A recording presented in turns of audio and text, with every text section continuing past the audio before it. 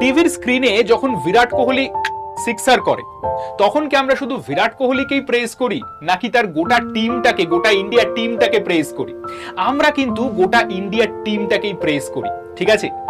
আমরা টিভির স্ক্রিনে খেলার পর্দায় গোটা টিমটাকে প্রেজ করলেও যখন সেটা ইংলিশ গ্রামারের এরিয়াতে ঢোকে তখন কিন্তু আমাকে শুধু বিরাট কোহলিকেই প্রেজ করতে হবে, গোটা টিমটাকে নয়।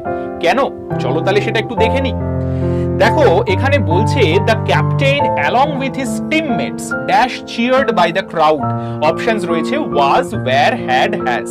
তাহলে তোমরা বলবে যে যখন টিমমেটস রয়েছে তাহলে তখন তো স্যার এখানে ওয়্যার হবে, কারণ গোটা টিমটাকেই তো আমরা প্রেস করছি, তাই না? গোটা টিমটাকেই চিয়ার করছি।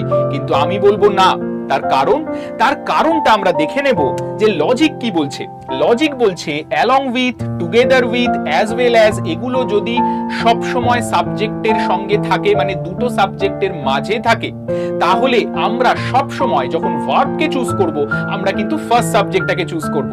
ফার্স্ট সাবজেক্টটা যদি সিঙ্গুলার থাকে ভার্ব হবে সিঙ্গুলার, আর ফার্স্ট সাবজেক্টটা যদি প্লুরাল থাকে তাহলে ভার্ব কিন্তু হয়ে যাবে প্লুরাল। তাহলে আমরা দেখে নিই এখানে ফার্স্ট সাবজেক্ট রয়েছে শুধু ক্যাপ্টেন মানে সিঙ্গুলার, তাহলে আমরা দেখবই না টিমমেটস কি আদৌ সিঙ্গুলার না প্লুরাল। তাহলে আমরা সব সময় এখানে ওয়াজ করে দেব, ওয়াজ চিয়ার্ড বাই দ্য ক্রাউড।